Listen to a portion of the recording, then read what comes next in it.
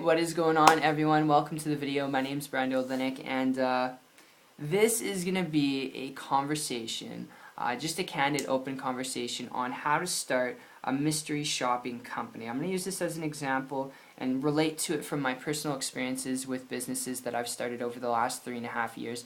Most of those things did fail, alright? Some of those businesses I had started did work. A lot of them that did work, it was blood, sweat, and tears in a sense, okay? And when it comes to starting your own company, a mystery shopping company, it is a good company, alright, it's a good business model to get involved with. However, the business model itself, when you're looking at starting your own company, your own infrastructure, you have to have an office. Alright, you have to have office space to operate under, to do meetings with people, which means you're going to have staff, which means you're going to have assistants, which means you're going to have operating costs that you're dealing with on a monthly basis. And because of this, alright, dealing with, I guess you could say reps in a sense, and a community of people that you're having to not just pay every single day, but you're going to have to maintain every single month. It can be like you're working 10 different jobs in one, alright? Even though it's a mystery shopping company, it's just what goes with the territory of the business. And, if you're looking at this because you're just wanting to be your own boss, if you're looking at this because you're good with people, if you're looking at this because you have a good work ethic, and you want to be your own boss, alright, you want to be in control of your income, I'd actually suggest to you, before you consider starting a mystery shopping company, if you hear me out here for like 2 minutes, I've got a lead I want to throw your way here, and my story with this goes back about a year ago, and this is just to share with you different concepts and principles so you can make an educated decision by the end of this video, just to not get you sidetracked. But my story and experience with this, if you're looking at this to build a business, to be your own boss, to create leverage and flexibility, goes back a year ago when I transitioned from traditional business, dealing with the infrastructure and territory of a mystery shopping company, and I switched over to an internet business. I came across a person who's building a high multiple six-figure income business on the internet, working very strategically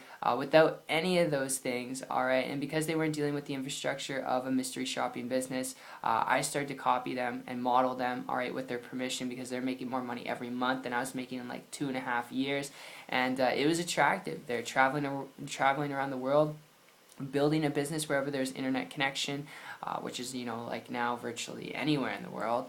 So it was like super cool to me, and I started to model them, and in less than 30 days, with their help, I did have their help. I had to work, I had to put in work, I had to learn things, but I was able to create a full-time income business working part-time, and those are by far not average, not typical results. I'm not average, I'm not typical, but I'm assuming you're not either. And if you're looking at this because alright, you really want to be your own boss, you want to create your own income, take control of your income, alright, but you like the idea of being your own boss and having that flexibility, time, freedom, and leverage, I would emphasize, before you consider starting your own mystery shopping company, seriously consider learning how to build an income and business online. Learn the skills required to attracting an endless amount of people to you. One of the biggest problems I've seen with people who get started in retail businesses, mystery shopping company businesses, is they start their business because it's simple to start once they have the upfront investment put into it and all that stuff, which I wouldn't advise you to go get a loan or finance or do any of that stuff, and I wouldn't advise you to take this approach yet.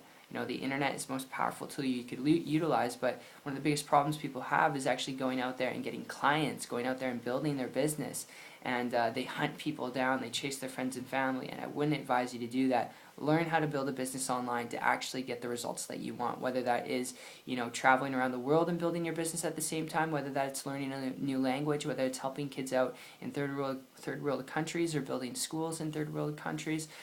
Do something that allows you to step into that passion, and I would advise you to connect with someone who's building a business online to help you out, alright, because if you connect with someone who's willing to connect with you, who's building a business online, it will save you a lot of time, energy, blood, sweat, and tears, late nights, aggravation, anxiety, rather than if you were to try and figure things out all yourself and reinvent the wheel. So I hope that makes sense, and I hope you enjoyed this video. It's been fun. I look forward to seeing your success story. Make sure, if you would like to learn more about how to build a business on the internet, if you're coachable, trainable, willing to learn some things, not afraid of work, alright, connect with me on my site. Check it out. It's 123marketingtips.com. I'll put the link in the description below, and I'll see you on the beaches of the world. Take care.